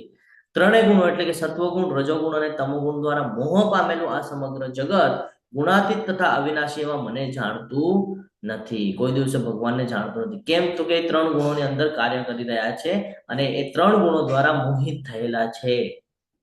રજોગુણ, સત્વગુણ અને તમોગુણ. સવારે આપણે ઉઠીએ અને ભગવાનનું સ્મરણ કરીએ તો આપણે સત્વગુણમાં છીએ. ક્લાસ પૂરા થશે, બધા પોતપોતાના કામમાં લાગી જશે, તો એ બધા ક્યાં આવશે? તો કે રજોગુણમાં આવશે. અને રાતના થાકી જશે એટલે સુઈ જશે, તો શેમાં આવશે? તમોગુણમાં આવશે. તો આ સતત ચક્ર ચાલ્યા કરે છે, સત્વગુણ, રજોગુણ, તમોગુણ, સત્વગુણ, રજોગુણ, તમોગુણ. હવે એમાં એની ઇન્દ્રિયો એમાં બિઝી છે. શેમાં બિઝી છે? આ 3 બાબતોમાં એની ઇન્દ્રિય બિઝી છે. તો એ ક્યારે ભગવાન માટે સમય કાઢશે? ક્યારે શુદ્ધતા તરફ આગળ વધશે? ક્યારે ભક્તિ કરશે? તો આ સમજવું પડશે. તો એટલા માટે કીધેલું છે કે 3 ગુણોમાં જે કન્ટિન્યુઅસ પોતાના મન ઇન્દ્રિયોને બિઝી રાખે છે, તો એ એના દ્વારા મોહિત થઈ જાય છે, અને જ્યારે એ મોહિત થઈ જાય છે તો સમગ્ર જગત જે ગુણાતીત છે, જે અવિનાશી છે, એ જાણી શકતા નથી. કારણ આગળ એની પાસે સમય જ નથી. એનો આખો સમય શેમાં જાય છે? તો કે ભાઈ ભૌતિક જગતના જે મોહ થયેલા બાબતો છે ને, એમાં મોહિત થઈ જાય છે. એ કોઈ દિવસે આ બધું સમજી શકતો નથી. આગળ વધીએ. વ્યક્તિ કેવી રીતે માયાની પડકારમાંથી બહાર નીકળી શકે છે? હવે આ જે માયાદેવી છે, એને જો આપણે હરાવી હોય તો એની માટે આપણને પ્રયત્ન કરવો પડશે. કેવી રીતે પ્રયત્ન કરી શકાય? શરૂઆત શું? તો એ અહીંયા આપણને કીધું છે. ભૌતિક પ્રકૃતિના 3 ગુણોની બનેલી મારી આ દૈવી માયાને જીતવી અત્યંત દુષ્કર છે, પરંતુ જેવો મને શરણાગત થઈ જાય છે તેઓ તેને સરળતાથી પાર કરી જાય છે. શું કે છે? જે મને શરણાગત થઈ જાય છે, જે મારા શરણમાં આવી જાય છે ને, એને તરત પાર કરી જાય છે, અને ચિંતા કરવાની જરૂર નથી. ભગવાન કહે છે મેં એને જ્ઞાન આપ્યું. અત્યારે ભગવદ્ ગીતાના ક્લાસ ચાલી રહ્યા છે, તો ભગવાન 7મા અધ્યાયમાં આપણને આ બધું જ્ઞાન અપાવી રહ્યા છે. હવે આના પછી જે ભગવાનના શરણમાં વહી જશે ને, એને ચિંતા કરવાની જરૂરત નથી. કેમ? તો કે ભગવાન દ્વારા બોલવામાં આવેલી છે ભગવદ્ ગીતાને. ભગવાન અહીંયા ક્લિયર કરી રહ્યા છે કે જેવો મને શરણાગત થઈ જાય છે ને, એ આ બધું પાર કરી જશે. આ જે 3 ગુણો છે એને પણ પાર કરી જશે. આ જે 14 લોક છે એને પણ પાર કરાવી દઈશું એને. કેમ? તો કે ભાઈ મારો ભક્ત છે, મારા સાનિધ્યમાં છે, એટલે એને ચિંતા કરવાની જરૂર નથી. આપણે પણ શું કરીએ છીએ? આપણા પેરેન્ટ્સ આપણી સાથે હોય તો આપણે ડરીએ છીએ કે? બિલકુલ નહીં. ખબર છે, પેરેન્ટ્સ છે ને સાથે, સેમ જ અહીંયા લાગુ પડે છે કે જો આપણે કૃષ્ણ ભક્ત છીએ તો આપણને ડરવાની જરૂર છે કે? બિલકુલ નહીં. ભગવાનને ખબર છે ભાઈ આપણે ભગવાનના સાનિધ્યમાં છે, તો ભગવાન આપણને વ્યવસ્થિત રીતે પ્રોટેક્ટ કરીને રાખે છે, એટલે આપણે ચિંતા કરવાની જરૂર છે નહીં. અહીંયા એ જ કહે છે કે આ દેવી માયાને જીતવી અત્યંત દુષ્કર છે. ભગવાન પણ કહે છે કે ભાઈ હું સમજી શકું છું કે તમારી માટે મુશ્કેલ છે, તમે બધા માયાદેવીમાં એટલા બધા ફસાઈ ગયા છો આ પ્રકૃતિના ગુણોની અંદર, પરંતુ એમાંથી પણ તમે નીકળી શકો છો. એ પણ પોસિબલ છે. ડિપેન્ડ કરે છે તમે કેટલું મારું શરણ સ્વીકાર કરો છો. કોઈ થોડુંક સ્વીકાર કરે છે, કોઈ પૂર્ણ સ્વીકાર કરે છે. કોઈ પૂર્ણ એના જે કર્મ છે સવારથી લઈને રાત સુધીના બધી જગ્યાએ ભગવાનને સેન્ટરમાં રાખે છે, ભગવાનના પ્રસન્નતા માટે કાર્ય કરે છે. તો કોઈ ખાલી સવારે ઉઠીને મંગળા આરતી અને જપાશીષન પૂરતું મર્યાદિત રાખે છે. તો જેવી જેની ભક્તિ, જે જેટલી ભક્તિ કરે છે, જેવી રીતે ભક્તિ કરે છે, એ પ્રમાણે ભગવાન એને સાનિધ્યમાં રાખે છે. જે મનુષ્ય તદ્દન મૂર્ખ છે, જેઓ મનુષ્યમાં અધમ છે, જેમનું જ્ઞાન માયા વડે હરાઈ ગયું છે, અને જેઓ અસુરી અને નાસ્તિક પ્રકૃતિ ધરાવનારા છે ને, એવા દુષ્ટો મારું શરણ ગ્રહણ કરતા નથી. કોણ ગ્રહણ નથી કરી શકતું? તો જે તદ્દન મૂર્ખ છે. જસ્ટ અ મિનિટ, એક જ મિનિટ.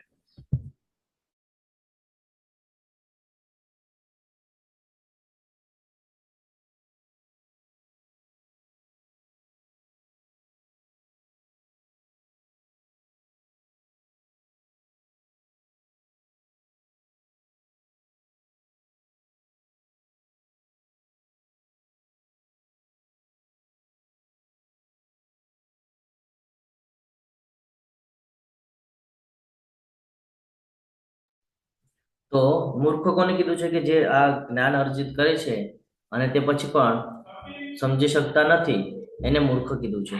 કે જ્ઞાન અર્જિત કર્યા પછી પણ ભગવાનને સમજી શકતા નથી. અને જે મનુષ્યમાં અધમ છે, અધમ એટલે શું? કોણ કે છે અધમ એટલે શું? હરે કૃષ્ણ. હરે કૃષ્ણ પ્રભુજી. અધમ એટલે જે મનુષ્યની એટલે જે પ્રાણીઓની કેટેગરીમાં આવે તે મનુષ્યના એમાંથી એકદમ નીચે પડી ગયેલા હોય તેને. કે જે હંમેશા પતન તરફ લઈ જાય ને એવો જે સ્વભાવ છે એમનું જ્ઞાન માયા વડે હંમેશા હરાયેલું હોય છે. માયાદેવીના અંદર એટલા બધા એ લોકો મિક્સઅપ થઈ ગયા હોય કે એ લોકોને ભગવાન શું છે ને એ સમજાતું નથી. તમે એને કેટલું પણ જ્ઞાન આપી દેશો ને તો અહીંયાથી સાંભળશે ને અહીંયાથી કાઢી નાખશે. આ બધા અધમ લોકો છે. કોઈ દિવસે પોતાની કહે ને પ્રગતિ નહીં કરી શકે, અને પોતાની તો નહીં કરે, બીજાની પણ નહીં થવા દે. કે તમે માળા લઈને બેસો તો તમને કહેશે શું આખો દિવસ માળા કર્યા કરે છે, શું કૃષ્ણ કૃષ્ણ કર્યા કરે છે, એવા બધા જવાબો મળે. આ બધા અધમમાં આવે. જેઓ અસુરોની નાસ્તિક પ્રકૃતિ ધરાવનારા છે. અસુરોની સ્વભાવ કેવો છે આપણને બધાને ખબર છે. દેવી દેવતાઓની અંદર જે યુદ્ધ થતું, શું કામ થતું? કે ભાઈ આસુરી પ્રવૃત્તિના લીધે. કોઈ સારું કામ થતું હોય ને તેમાં જઈને ઠપકા આપવાનું કામ કરે. ભાઈ આ થવું ન જોઈએ, અટકાઈ જવું જોઈએ, ભાઈ આ ના આગળ જવા. આ જે વૃત્તિ છે ને બીજાને આગળ ન જવા દેવાની, આ બધી આસુરી વૃત્તિ કહેવાય, નાસ્તિક વૃત્તિ કહેવાય. કે ભાઈ કોઈ ભગવાનનું સ્મરણ કરે છે, ભક્તિમાં લાગેલો છે, તો એમાંથી એને ખેંચવાનું કામ કરે છે. તો આ બધું નાસ્તિક પ્રવૃત્તિ કહેવાય છે. તો આવા જે દુષ્ટો છે કોઈ દિવસે ભગવાનનું શરણ ગ્રહણ કરી શકતા નથી. અહીંયા એના ઉદાહરણો આપવામાં આવેલા છે. કે રાવણ આપણને બધાને ખબર છે કે ખૂબ મોટા ભક્ત હતા, છે ને, શિવજીના ભક્ત હતા ખૂબ મોટા. પણ અંતે શું? તો કે અહંકાર. શું કર્યું? તો કે ભાઈ આસુરી પ્રવૃત્તિ. જગાઈ મગધાઈની વાત કરીએ, આસુરી પ્રવૃત્તિમાં હતા, છે ને. તો આ સમજવું બહુ જરૂરી છે. હવે 4 પ્રકારના લોકો ભગવાનના શરણમાં જાય છે. તો એ કયા છે? તો હે ભરત શ્રેષ્ઠ, 4 પ્રકારના પુણ્યશાળી મનુષ્યો મારી ભક્તિમય સેવા કરે છે. એ કોણ છે 4 પ્રકારના લોકો? તો કે દુઃખી, અર્થાર્થી, જિજ્ઞાસુ અને જે પરમ સત્યના જ્ઞાનની શોધમાં છે તે 4 જ પ્રકારના લોકો છે જે ભગવાનના સાનિધ્યમાં જઈ શકે છે. આને છોડીને બીજા બધા પ્રયત્ન કરે છે પણ કોઈ દિવસે સમજી શકતા નથી. 4 લોકોમાં પહેલું આવે છે દુઃખી.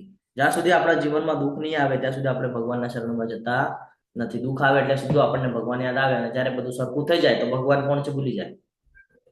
બીજું તો કે અર્થાર્થી, જ્યારે આપણને કોઈ વસ્તુની ઈચ્છા હોય ને ત્યારે આપણે ભગવાન સાથે ડીલિંગ કરવા માટે જઈએ છીએ કે ભગવાન આ કરાવી દેજો ને, હું આટલું ચડાવીશ, ભગવાન આ કરાવી દેજો ને, હું આ પ્રમાણે કરીશ.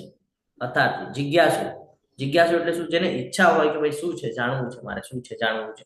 અને ચોથું તો કે સત્યના જ્ઞાનની શોધમાં, કે સત્યતા શું છે ને એની જ્ઞાનની પાછળ લાગી જાય. તો આ 4 પ્રકારના લોકો છે જે ભગવાનનું શરણ ગ્રહણ કરી શકે છે. અહીંયા અમુક પિક્ચરો આપેલા છે અને આ પિક્ચરો દરેક એક એક કથાઓ છે.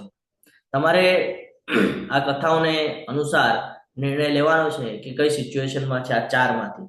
દુઃખી, અર્થાર્થી, જિજ્ઞાસુ છે કે સત્યના જ્ઞાનની શોધમાં. પેલી કથા છે ગજેન્દ્ર મોક્ષની. જ્યારે ગજેન્દ્ર નામના હાથી આપણને દેખાય છે કે મગર દ્વારા એમનો શિકાર થઈ રહ્યો છે. પાછળ જે ઉભા છે એમના ફેમિલી મેમ્બર એને અવાજ આપે છે પણ કોઈ બચાવવા આવતું નથી. છેવટે ભગવાનનું સ્મરણ કરે છે અને ભગવાન તરત એને બચાવવા માટે આવી જાય છે. તો આ શેમાં આવે? હરે કૃષ્ણ. દુઃખી. કારણ કે દુઃખી થયા ત્યારે ભગવાનનું સ્મરણ આવ્યું ને. તકલીફ થઈ કોઈ આવ્યું નહીં, ફેમિલી માંથી કોઈ જ ના આવ્યું, ત્યારે આ ભગવાનનું સ્મરણ થયું અને ભગવાન તરત આવી ગયા, તો દુઃખી. બીજું છે દ્રૌપદી વસ્ત્રહરણ. આપણને બધાને સિચ્યુએશન ખબર છે ને. ખાલી વિકર્ણ હતા જેણે વિરોધ નોંધાવ્યો હતો, બાકી બધા દાદા ભીષ્મની સાથે બધા તમામ યોદ્ધાઓ ત્યાં બેસેલા છે પણ કોઈ બોલી નથી રહ્યું. છેવટે શું થાય છે? માધવ માધવ, ગોવિંદ ગોવિંદ કરીને અવાજ આપે છે ને કોણ આવી જાય છે? ભગવાનનું સ્મરણ કરે છે તો ભગવાન તરત ચીર પૂરી દે છે. તો આ પણ કથા શેમાં આવે? દુઃખી જ આવશે ને પ્રભુજી? હા, દુઃખી. હવે આગળની એક કથા છે. કઈ કથા છે કોણ કહેશે? હરે કૃષ્ણ.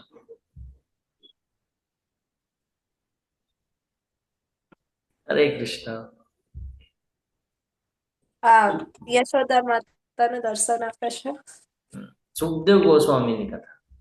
જયારે આપણે ભાગવતમ વાંચીએ છીએ ને તો ખબર પડે કે ગર્ભમાં હતા ને ત્યારે જ જ્ઞાનની પ્રાપ્તિ થઈ ગઈ હતી. તો કે ભાઈ મારે આ સંસારમાં આવવું જ નથી.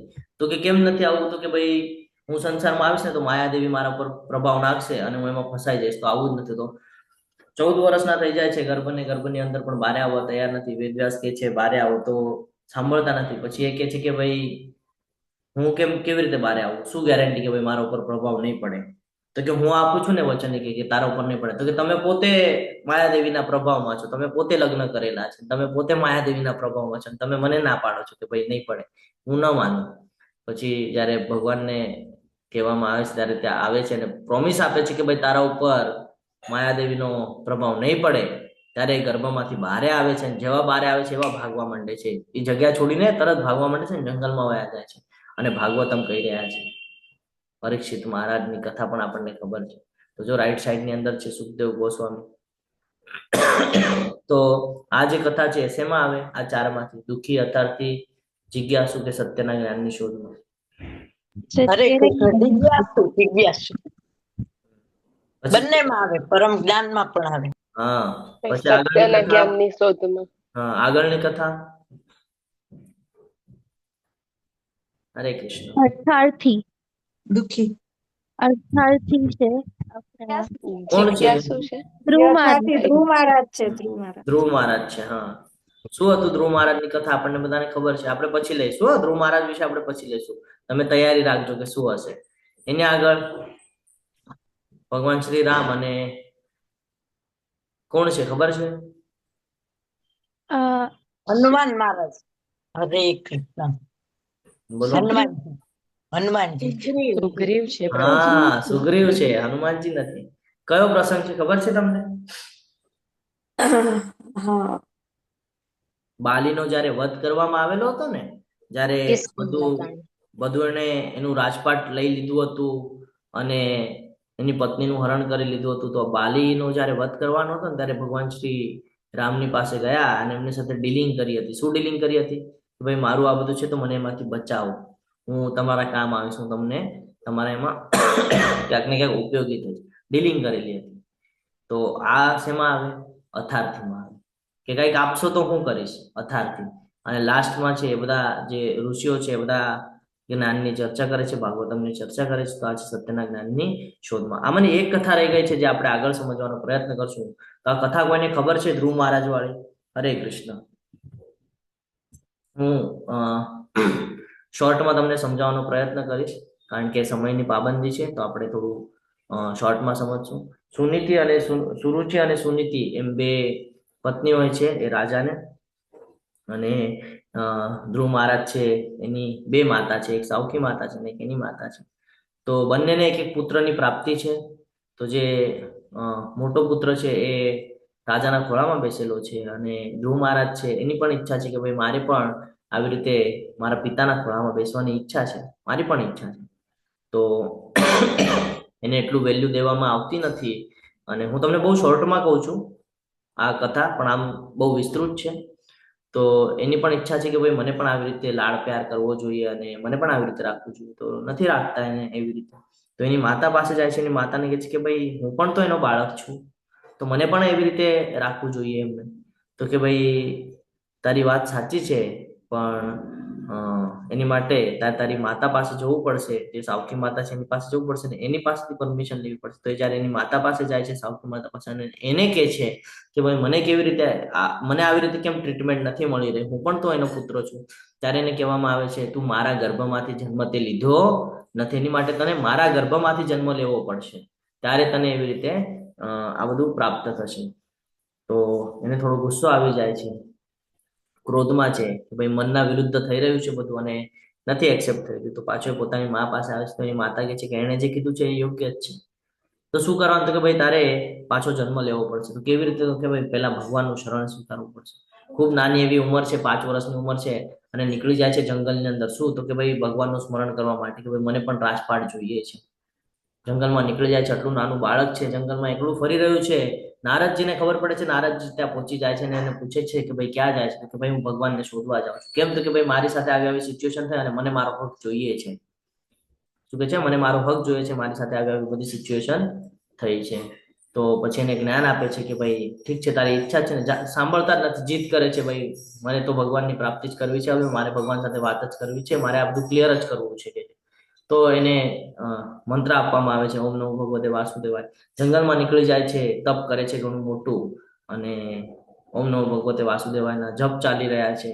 ભગવાન કાંઈ દર્શન દઈ નથી રહ્યા. પછી તપને હજી સ્ટ્રીક કરતા જાય છે. ધીરે ધીરે એક પગ પર ઉભા રહે છે.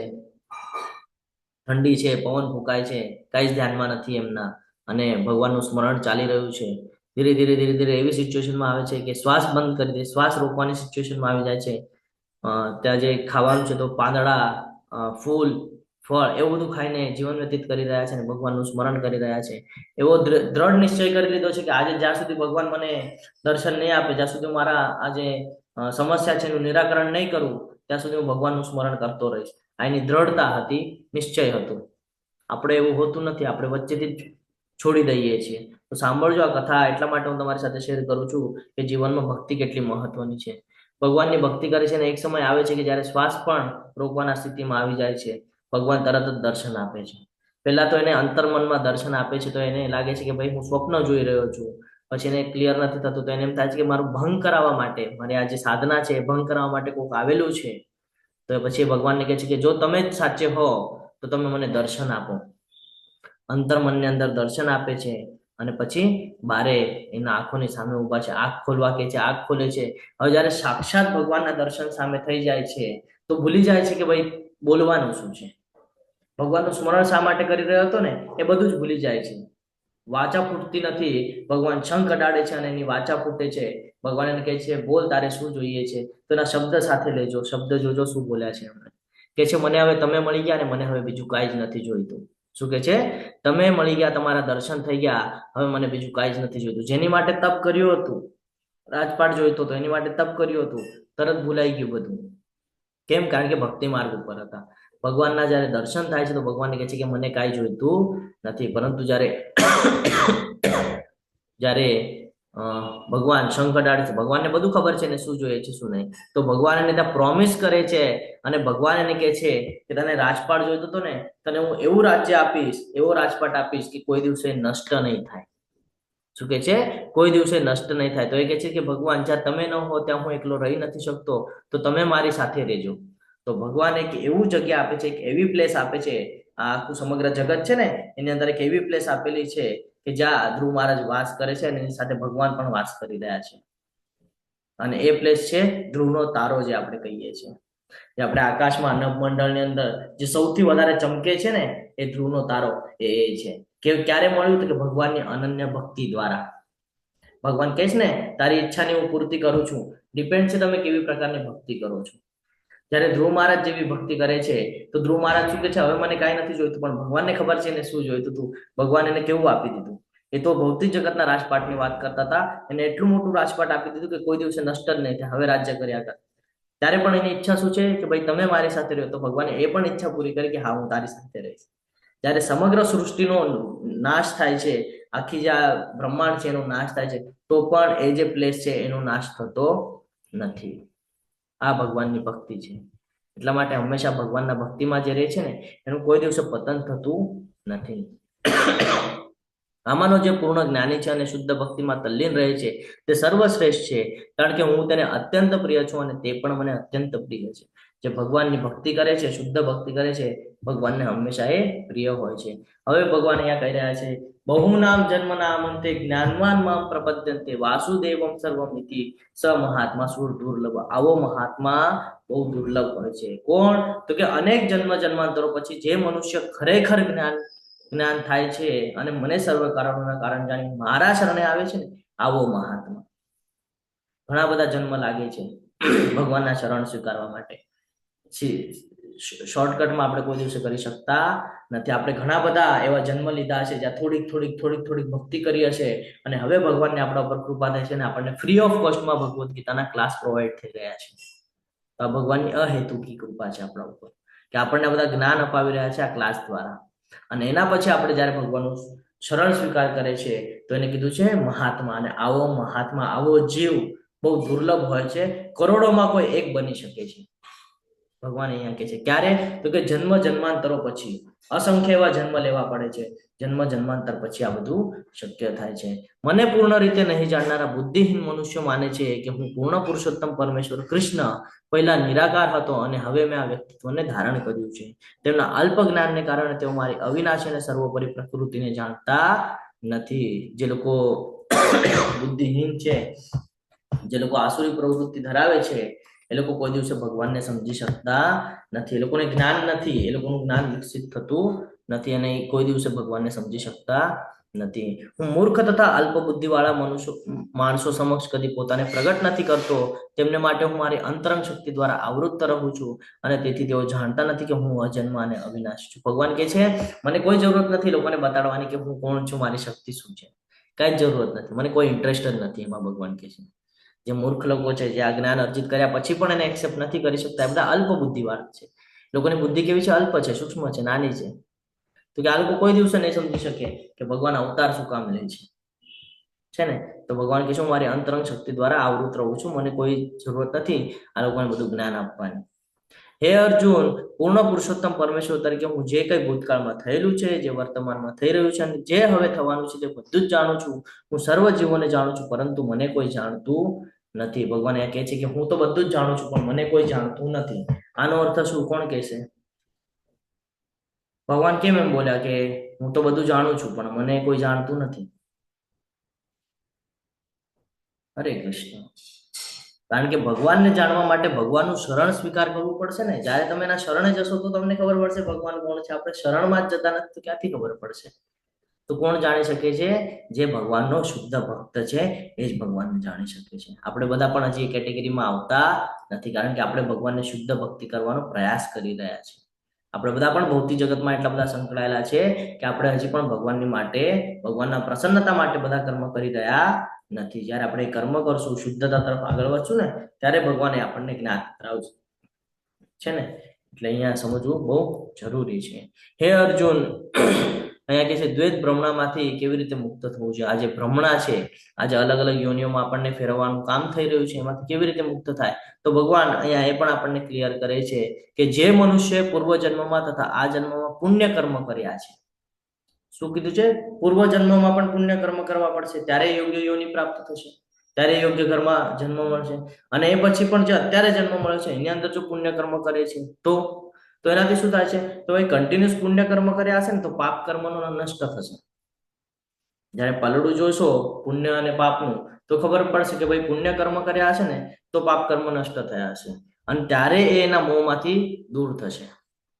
આ ભૌતિક જગતનો જે મોહ છે એમાંથી દૂર ક્યારે થશે? જ્યારે પુણ્ય કર્મ કરશે, ત્યારે એને આ બધું જ્ઞાન પ્રાપ્ત થશે અને ત્યારે એ દ્રઢ નિશ્ચયપૂર્વક મારી સેવામાં લાગશે. ત્યાં સુધી મારી સેવામાં લાગી શકશે નહીં. જ્યાં સુધી ભૌતિક જગત સાથે સંકળાયેલો રહેશે, જ્યાં સુધી એમાં આસક્તિ રાખશે, ત્યાં સુધી મારી પાસે નહીં આવી શકે. કાં તો ભૌતિક જગતમાં રહેવું પડશે, કાં તો મારા શરણમાં રહેવું પડશે. બંનેમાંથી કોઈ એક કરવું પડશે. બંને બોટ ઉપર પગ રાખશે તો કોઈ દિવસે કિનારો નસીબ નહીં થાય. આગળ કહે છે જે બુદ્ધિશાળી મનુષ્યો જરા તથા એટલે જન્મ તથા મરણમાંથી મુક્ત થવા પ્રયત્નશીલ રહે છે તેઓ મારી ભક્તિનો આશ્રય ગ્રહણ કરે છે. તેઓ વસ્તુતઃ બ્રહ્મ છે કારણ કે તેઓ દિવ્ય કર્મો વિશે પૂર્ણપણે જાણે છે.